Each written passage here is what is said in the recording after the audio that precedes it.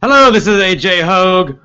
Welcome to the Effortless English Show, the show that teaches you to speak English powerfully. Today our topic is the silent period. Should you avoid speaking English for several months? Now, I remember when I was sitting in a class in Bangkok, Thailand. There were two teachers, and they were telling a funny story. One of the teachers was like a stand-up comedian. He was pacing, walking back and forth in the class, doing all these crazy faces, running around, acting like a crazy man, like a madman. And the whole class was laughing. We were laughing and laughing and laughing for an entire hour. It was like watching a stand-up comedian perform. And it was very enjoyable, extremely entertaining. But the amazing thing was, it was 100% in Thai, meaning in the Thai language. This was a very unique, a very different experience for me as a language learner and as a language teacher. I was a student in the AUA Thai language program in Bangkok. And the special thing about this program is that they use a listen-only approach, meaning there's a long silent period for the students. Students do not speak Thai for many months. Instead, what the students do is they go and they just listen to teachers tell jokes, tell stories, play games, just basically entertain you and have fun in Thai, in simple Thai. And this had a big effect on me. I realized that this had some great advantages, that there were many things about this kind of approach that were good. Now, the Thai language program at AUA used two teachers, co-teachers. So there were always two teachers so that they could talk to each other in Thai while the class listened. This was also a very effective method and very interesting. I think the best thing about the method for me was that it was very low stress. Thai can be a very difficult language for foreigners to learn, especially people coming from European languages. In Thai, pronunciation is especially important. It's very important. It's a tonal language like Mandarin or Cantonese. And because it's a tonal language, if you get the pronunciation wrong, you can totally change the meaning of a word. And one of the advantages of this long silent period, according to David Long, the director of AUA, and his predecessor, the man who started this program, Dr. J. Marvin Brown. According to them, the best way to sound like a native speaker is to have a long silent period. So let's talk a little more about this idea of a silent period. A silent period is something that naturally happens with language learners. In other words, when you're a baby, when you were a baby, you did not immediately speak. If you watch a baby, of course, you realize they do not immediately begin to speak. On day 2, they do not say, "Hello, how are you?" Right? And parents, of course, do not try to force them to speak. We all understand that babies don't speak, that they need many months of listening before they will start to speak. And that period of just listening, of only listening for a baby, is called the silent period. Now, they're not totally silent. They make noises, blah, blah, blah, blah, blah, blah, blah, but they don't say any words. What's interesting, however, is that during the silent period, while the baby is just listening, they begin to understand the language. And we know this because we can say things to them and they will react and they will react correctly. It's quite interesting. So the point is that the natural way to learn language is to listen, listen, listen for many months without speaking, to gradually understand more and more and more of the language. And then as you understand more of the language, you will reach a point where something happens in your brain. We don't know. Nobody knows. Linguists don't know exactly how this happens or why. But at some you understand enough, and then you will spontaneously, without forcing, without effort, start to speak. Now, in the beginning, how does this happen? It just one word comes out. So again, with a baby, we think about a baby. What does a baby usually say first? Something like mama, daddy, dada, something like that, right? Depends on the language. In English, it's mama, mama, daddy, dada, dada. Usually, they can't even say daddy. They say dada. Again, we have a few important points here. One of the important points is, oh, good, we have our guest is here. David, I'm just starting now. I'll get to you in a second. So one of the important points is that as the baby learns, that the baby will come out with just like one word or two. And then once the baby gets more comfortable, the words will get more and more correct. And sorry, our guest is here now, so let me get our guest to join us here. Our guest is David Long from AUA, who I just mentioned, AUA. So he's the director of the AUA program, the AUA Thai program. And just a second, let's see if we can get him on here. David, hello, can you hear me? Okay. David, hello. Hello. David, hello. Hi, how are you? I'm good. How are you doing? I'm good. How are you doing? All right. Sorry for the technical problems here. Okay. So, my video is going to be pretty poor quality. I'm holding the phone in my hand so I can make this work. Okay. No problem. No problem. All right. Can you tell me just about your early experiences learning Thai yourself? Okay, my experience learning Thai, right? Yes. In what respect? You want to narrow that for me a bit, or when did you start first learning Thai? Like when you came to Thailand, when did you? What was your? Did you go to a class? Did you just do it learning on the street? What was your first experience?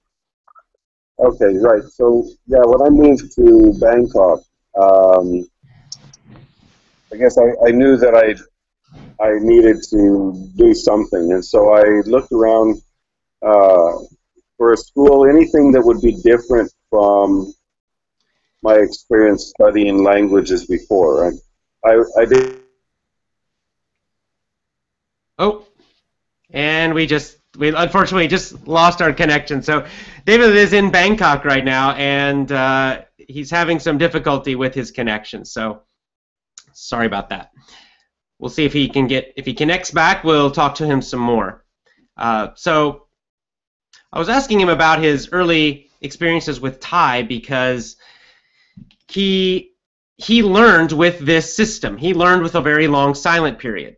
The program in Thai was started by Dr. J. Marvin Brown, and David was one of his first students.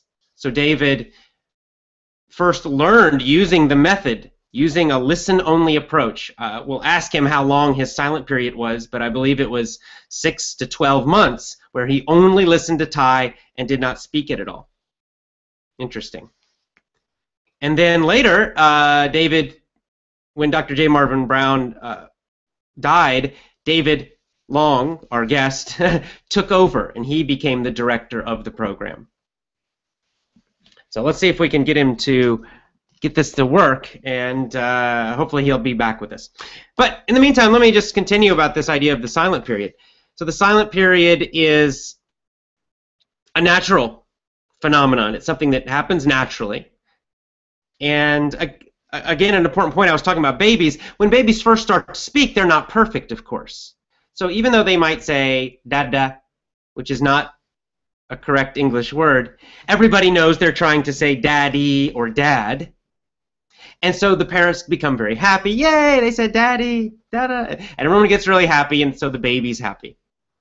And of course, eventually then, the baby's speech gets a little better, a little better. Their pronunciation gets better. So instead of just saying mama, mama, they say mama, mama. And then eventually they learn to say daddy correctly. Another point, when they first start to speak, they're only saying one word usually. Then after some time, maybe a month, maybe several months, depends on the child, they'll start to make two-word phrases. You know, mama, eat, you know, something like that, something very simple. Mama, I want to eat. They cannot say a whole sentence. Mom, I want to eat some food, please. They don't start trying to learn and speak long, long sentences. They start with very, very short phrases. One word, then two words, then three words. They gradually get longer. So this is the natural way of acquiring a language and speaking for your native language, for a child. We don't always have to learn exactly like a child does, but we can learn a lot about the natural process. And the reason that's important is it shows us how our brains work best. It shows us how our brains naturally work to learn a language. In our case, English.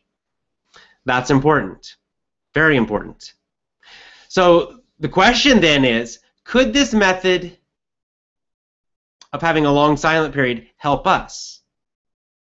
Could the silent period also help adult learners?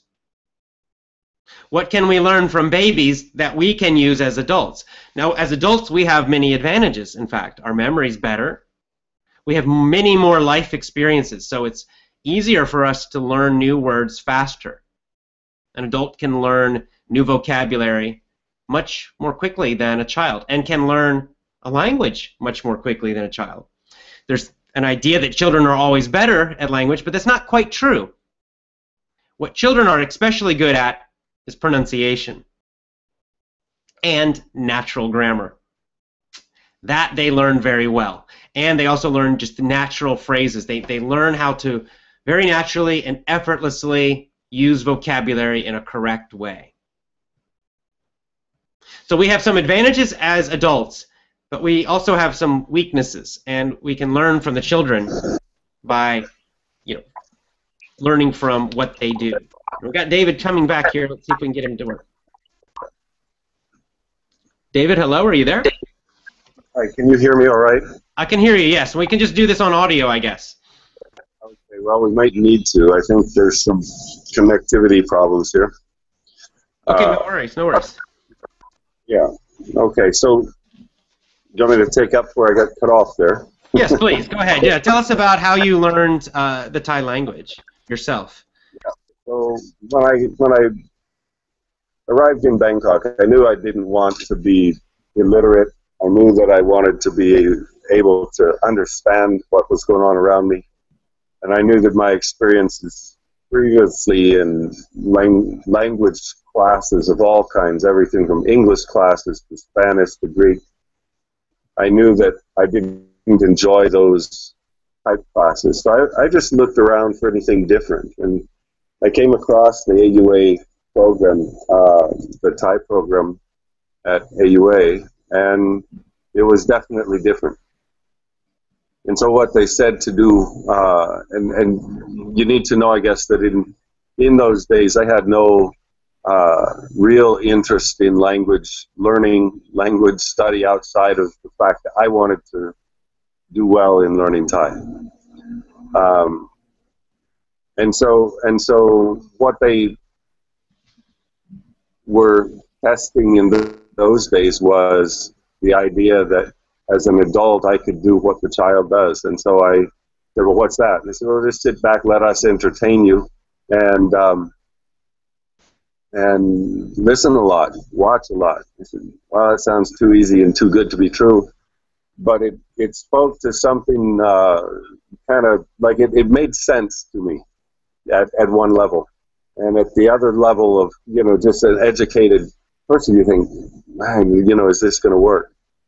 And so I did what they said do, with the idea that I had a year I could devote to this, and so I devoted a year to it. And it was an experiment on my part, and the outcome after 1 year was I understood most of what was going on around me. When I say most of what was going on, what I mean by that is in Thai, my understanding when it was Thais, speaking with Thais, not necessarily directed at me, was around 70%. Wow. And then my ability to speak, though, was very low. Like, I remember at the end of a year inviting teachers to come to my house, and we made a dinner, and just a way to say thank you for what they'd done. And I remember trying to, you know, just say thank you and give them a few words, and it was embarrassing, to be honest. So my speaking ability was quite low.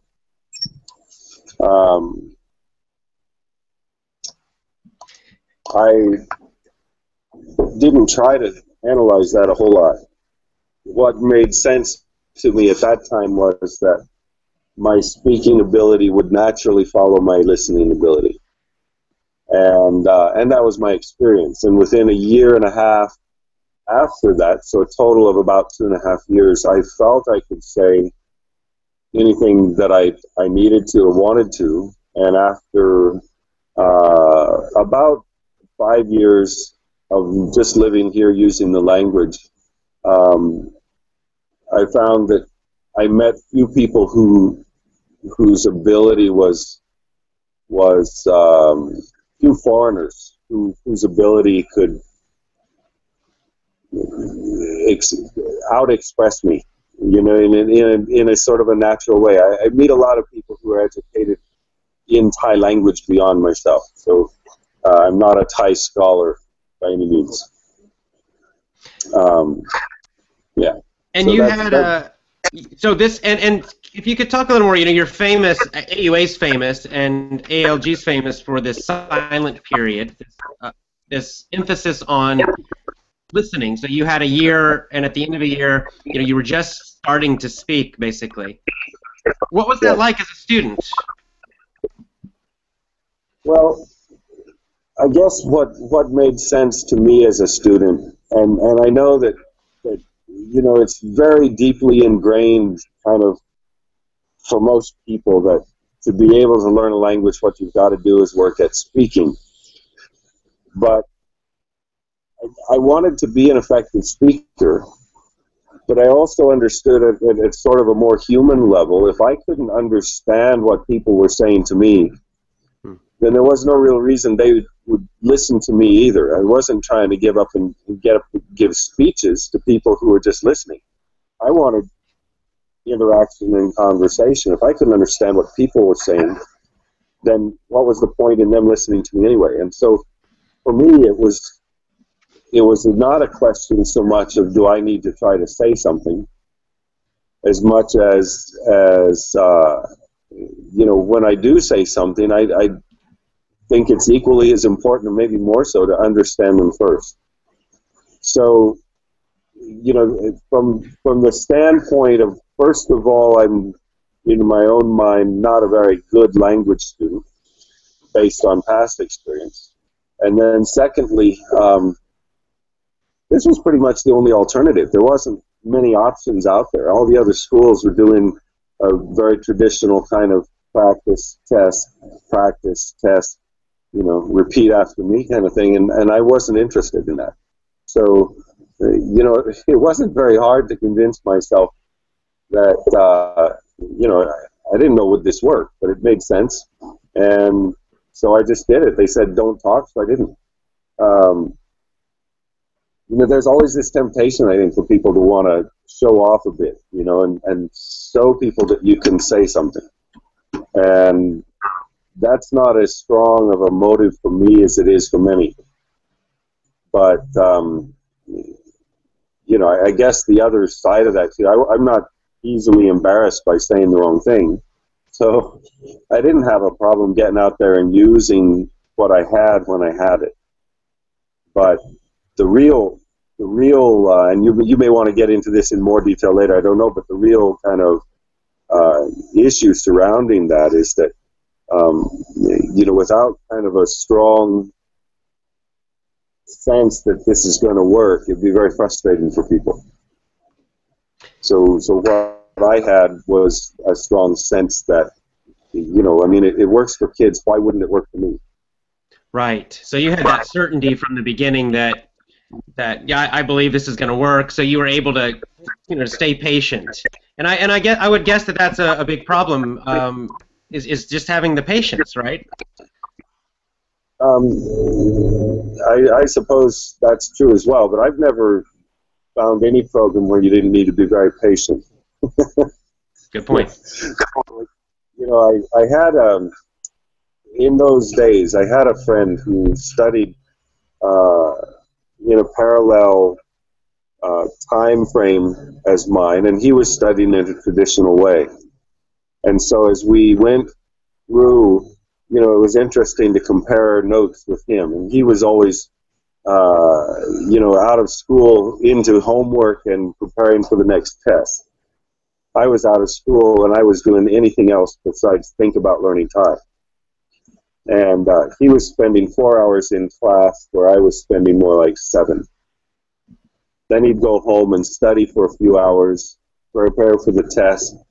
I'd be home watching TV, playing games on it. In those days we didn't even have computers, but playing games with the kids. Or I did start a little bit of programming on an old computer in those days. But we, I just was free outside of the classroom. And then at about 6 months, I started realizing that where he had been talking all this time, I thought it was great he could say things.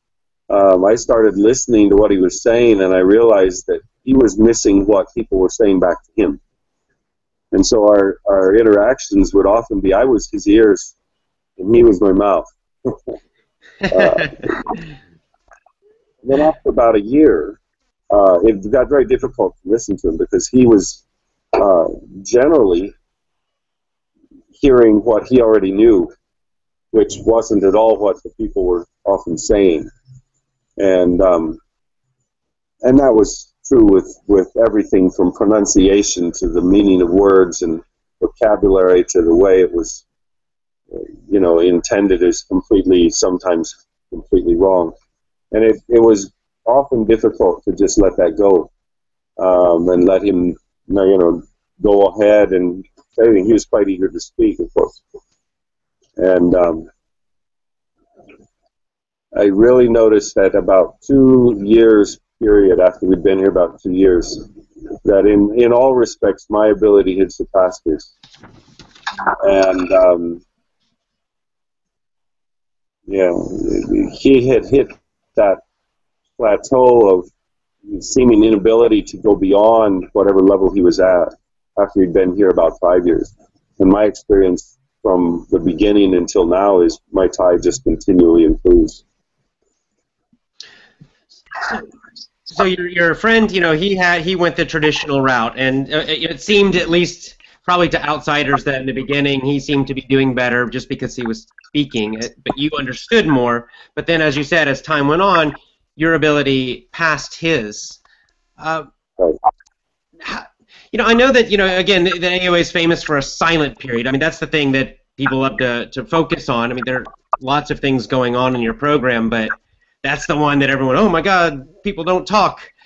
How long of a silent period do you encourage people to have for the Thai language? Okay, so we try to base what we do on the model of a child in the natural environment. And as soon as I say that, people say, well, we're not children. And I don't want to go there at the moment, but we do understand that. But we also think that there's just a natural process that the brain goes through to acquire a new language. And there's a certain volume of information, if I can use that word, that your brain needs to be able to sort out things like grammar and even the sounds that that language uses and the phonemes and so on. And so to get a certain volume of to use Krassen's term, understandable input, right? We're looking at about 600 hours for the phonemic structure of the language to get formed in a person's brain. That's what we think. Okay. So just for the phonemes itself, we're looking at about 600 hours worth of listening. Now I'm going to qualify that a little bit. If I'm from Southern California and I'm learning Spanish, I don't think it takes 600 hours because I've probably already been exposed to hundreds of hours without even realizing it. And so there's also the question of your native language and then what's the language being learned. So if you've got a couple of languages that are very similar and share a lot, then that's going to be brought down from 600 to much less. In the case of a native Californian coming to Thailand, English in Southern California and Thai in Bangkok has very little in common, right? Right. So to get the Thai phonemes, just the phonemes themselves, is about 600 hours of listening. And on top of that, we've got grammar. And so what we found is people start speaking in terms of creating their own unique sentences at about 800 hours. So 800 hours for an English speaker learning Thai. Now how would you... Go ahead. Well, that's a very long silent period. It's a very long silent period, yes. That doesn't mean to sit there and then say nothing at all, and then all of a sudden at 800 hours you start speaking away perfectly. I mean, it's obviously when we say speaking, all right, I'm going to say this again so it's not missed, but we're talking about creating a unique sentence that you're not pre-rehearsed and all of that, and it's actually improvised at the moment. So that ability means you've started saying in single syllable, dual syllable words much earlier than that, right? So what I tell students is when it's there, use it. Don't try to say, well, I'm not at 800 hours, so I've got to just shut my mouth. An example of that in the classroom, when a teacher is speaking in Thai, and you've heard a word like Thai or my Thai from day one, both grammatically and in every respect, that's very quick and easy to get. And so I just tell students, look, when that's the answer that springs there to your mind, use it, just say it. And don't is it right, is it wrong, is it whatever, if it's there, just use it. And so that's sort of the rule we want them to go forward with. Don't try to think it up. I was just gonna say, there's I think there's a lot of unfair criticism for people who've never even been to AUA before, where there's this idea out there on the internet with some people that you force people to stay silent, Sure, and it's a difficult thing to communicate because it's not all that quantifiable. I mean, it's like asking the doctor when you've got a new baby, when's my child going to start speaking? And there's no way to say that. But what we know is there's a normal period of time, and about between 18 and 22 months, most kids start speaking their native language, right? But, I mean, some kids can go 3 years. Mm-hmm. And so when we're talking about a language school, people want to know, when am I going to start speaking? And it's very difficult to say, well, at some point in the future. Yeah, right, when you're ready. Yeah, that's... There's a bit that goes into that, but what we have seen is that there's basically two ways of thinking about speaking, and this makes it perhaps easier to consider. One is you speak from what just flows naturally to you. So in the same way you're using English now in this conversation, we're not thinking about the words, hopefully. We're not thinking about the language and the grammar and what's this word mean until we can't think of the word we want, and then we stop and think and language gets in the way, sort of. And that's very much natural, and it's improvising as we go, and it's always going from our meaning into these words that hopefully carry that meaning to you, and vice versa. Right? So that's the natural way we use language. And then there's this forced way that we learn it in a school setting or in a classroom setting where we're doing a lot of memory work, and we're putting in a lot of effort. And a lot of people who study a second language that way talk about for years how tiring it is to have lengthy conversations in that language because it's just mentally exhausting. And that's one of the results of the learning method we feel. So like in my case, you know, I can go for weeks in Thai and never realize that I haven't spoken English. Right? And it's been that way for years. But the reason is that it all just was processed in a more natural way. So when I'm just quiet, well, you know, I mean, what choice do children have when they go to a situation where they don't know the words? They look, they listen, they figure it out, and they use what sounds and what means they have to communicate. And in a lot of ways, you know, we try to find alternatives for students as well. You know, learn to communicate in nonverbal means, or, you know, I would go and buy hardware at a hardware store by drawing pictures. If I needed, which is what I have to do most of the time if I don't know what it's called anyway. So even in English, right? It's a natural thing. If you don't know what this piece is called, but you know you need a new one, you take it with you, and you show it to someone who knows. You say, "I need one of these," and you know, is that we don't think of that as language learning. But after you've replaced one of those in your house or in your car or whatever it might be, you've probably learned what it's called and a lot of other information language-wise around that. And so in every sense, that's what our language program is sort of based on, the same exact process. Another point I'd like to talk about or discuss with you, I know you've mentioned before that when learning this way that you don't really lose it. I'll give you a personal example. So I had I think about 600 hours with you guys. If I were to come back now after like an 8-year gap, would I be able to? Would I have lost? Would I have wasted all that 600 hours? Absolutely not. And we've seen this over and over and over again.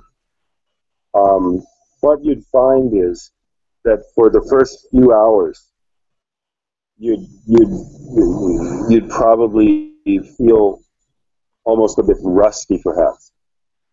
But the experience you'd have is what is just like this. You would come back to the classroom, or you don't need to be in the classroom. You just come back to Thailand, and you can even do this there, I'm sure. Just get into some conversation with Thai people. And the words they use will bring you back to your experiences in our classroom and outside of it in your lifetime here in Thailand. So this really hones in on why the program works. And it isn't about our program. It's just the natural way people's brains work and take in information and make language out of it. But it should be easy for you to go out into a Thai setting and even turn on a Thai radio or television, perhaps. And words will bring you back to 8 or however many, 9 years ago, to situations that you experienced. And the magic of the brain is you don't forget stuff. Now you'll forget a little bit. There's the things that don't impact you much get lost quite quickly. But it's amazing how many experiences we recall they weren't highly impactful. It just takes something to bring them out to the surface again. And what language in our brains is made up of, evidently, is just a bunch of experiences. And because people remember those, the words that were used with them are there as well. You know, I mean, it's easy. How would you recommend someone use this, take this approach? Let's say they don't have a program like AUA. So, you mentioned a few things of, to me, getting back into it. But let's say someone who, again, like with English, they want to learn English in this more natural way. What would you recommend doing this independently? One of the things I appreciate about the stuff you're doing is it creates options for people, right? And one of the things we've not been able to do is make alternatives or really do much for people who aren't able to come to us. And if you look at what children do, and many adults who travel just for fun and not even to learn a language, they pick up language everywhere they go. And they do that by getting into interactive situations and just being open to them. Right? If I'm going into a situation with the purpose of I'm going to learn some words here, pretty soon that interaction becomes very dry and boring for almost everyone in it, except maybe me. And that's why you have to pay people to teach you language, right? They'd never do it. But the interesting thing about people is they love to communicate. And so what I recommend is find situations that you can create for yourself, and find things that you're interested in and the other person's interested as well, and then start communicating about them. But what you should not do is try to learn the words or practice saying it, right? Let the focus of that interaction be the topic that's interesting, not the language. So what I mean by that is that if I'm interested in classic automobiles and I find some Thai people who are interested in classic automobiles, or let's say I go to Germany and I want to learn German, and an interest of mine is classic automobiles, I'm going to hunt up and find Germans who are interested in classic automobiles, and I'm going to become their friend, and I'm going to use English with them and get them to use German with me, and we probably develop some great friendships. And the byproduct of that is I'll learn German and they'll learn English. That's fantastic. That's a great idea. Well, how could people learn more? We're getting at the end of our time here. How can they learn more about ALG and your AUA program? Well, I have it's quite an old, not updated site, but it's kind of the storage place for everything related to ALG in the early days. That's algworld.com. And of course, our website, which is auathai.com. And that's probably the best starting point. But, we love to have people visit us and welcome, correspondence, questions. I've got several friends spread around the world who have taken courses with us. They have found it to be very helpful, very successful with it. And so, there's a lot of ways to learn more if someone's interested. Just, connect to the website, I suppose, is the best way. Okay, well, thank you so much. It was great talking to you again, and when I'm back in Thailand, I'll try to stop by and say hello. That would be great to see you. Thank you. Thanks, David. Thanks. I really appreciate it. I know it's late there, so thanks again for taking the time to talk to us. You bet. Thank you. Okay. Bye for now. Okay. So, let's see. Oh, hello. Can you hear me? What is going on? Hello, this is AJ. And I think my camera is not working now. We're having technical problems today. It's been a lot of technical problems. There we are. I'm back. Okay. So very interesting. David had a lot of interesting things to say, and I really love what he said there at the end as he was discussing how anyone could use this approach, this general method, to learn any language. He gave the example of going to Germany, that if he wanted to learn German and he was able to go to Germany, he'd go to Germany, but he would not take German classes. What he said he would do, he would find some hobby that he loved. He gave the example of old cars. And if he really loved old cars, for example, he would find Germans who also loved old cars. Maybe he would join a club, some organization of German people who loved old cars. And then he would just become friends with those people. And he said he would just talk to them in English and ask them to talk to him in German. This is called crosstalk, by the way. When you speak your own language and the other person speaks their native language. And he said, I wouldn't focus on the language. I just would focus on communicating, being friends, talking about cars and our hobby, and having fun together. And in the process, over time, he said, my friends would learn more English because I'd be speaking English to them, and I would learn German because they would be speaking German to me. This is a very natural approach to it. He also gave the example, for me, I told him I had studied in his program for about 600 hours. Not enough to reach that point of spontaneous, natural speaking yet in Thai.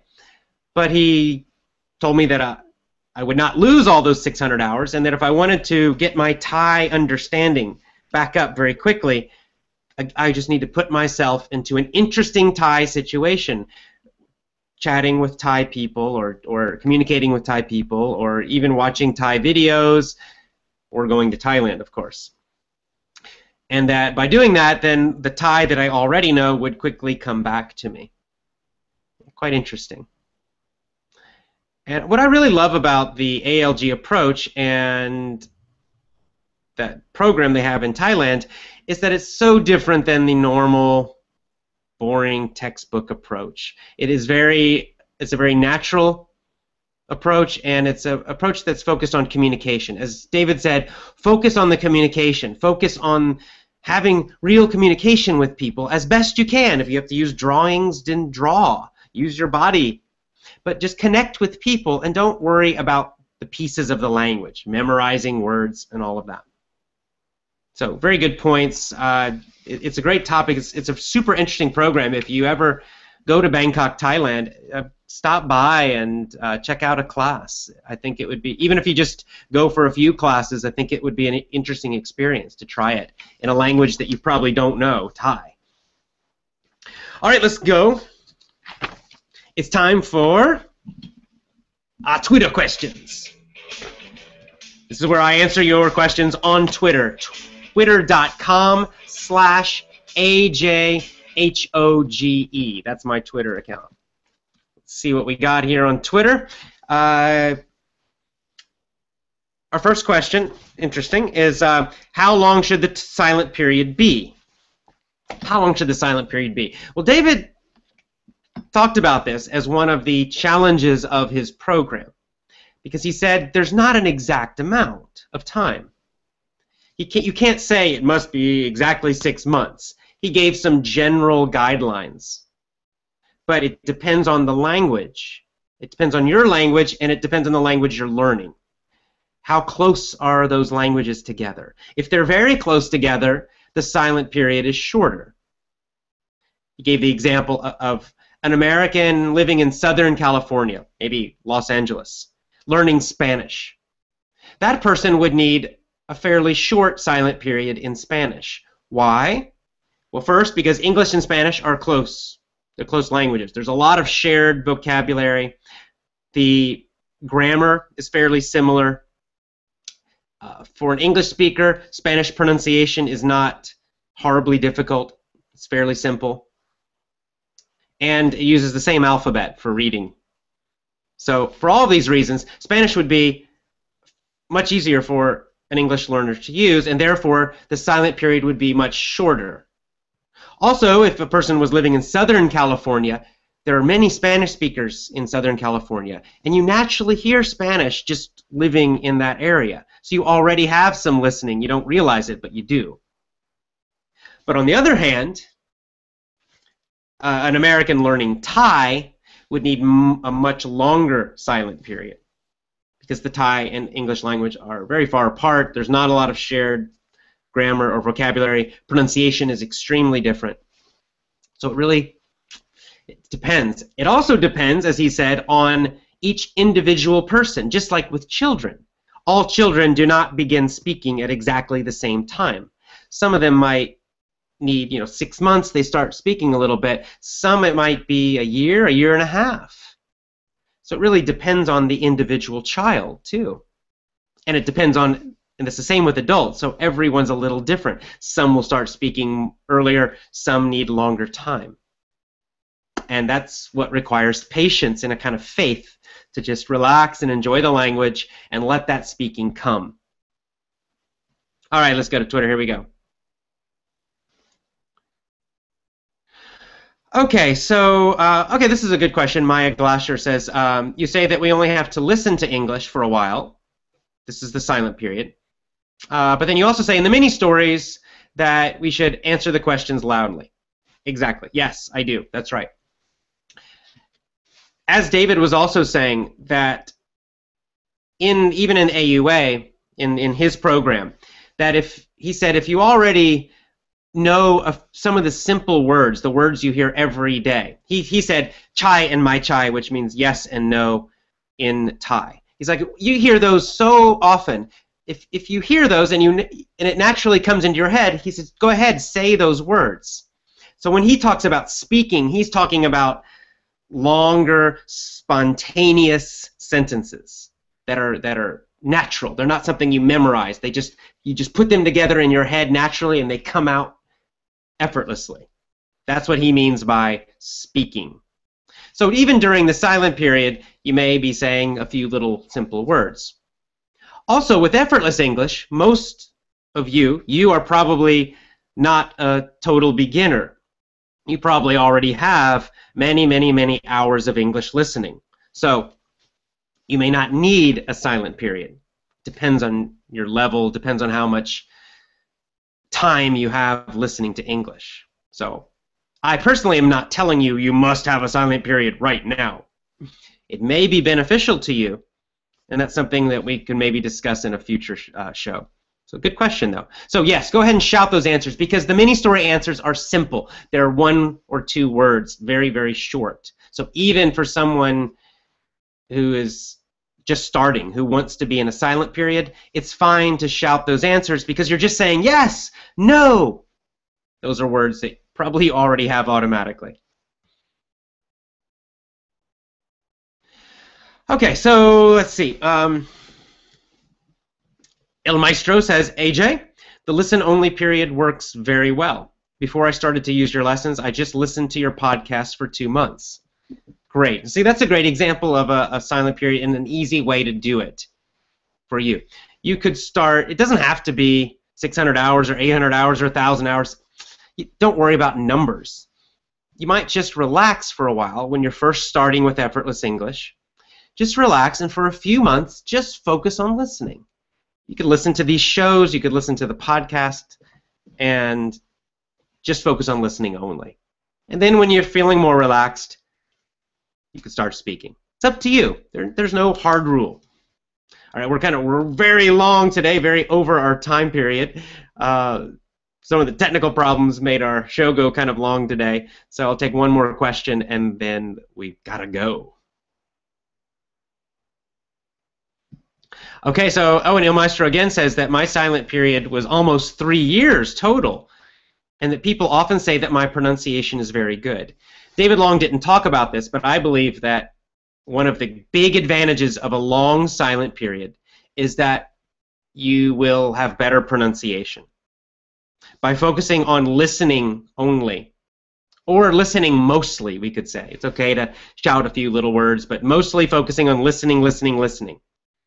By doing that for a fairly long time, 6 months, a year, even more, you will probably develop better pronunciation. This is one of the benefits they've seen in the Thai program, that people who wait to speak for a while, who focus mostly on listening for quite a long time, end up having much better pronunciation, closer to a native speaker.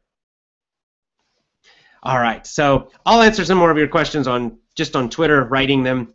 We've got to go now because this has been a very long show. So I enjoyed talking to you.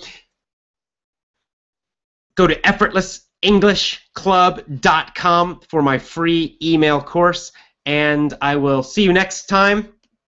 Have a great day. Bye for now.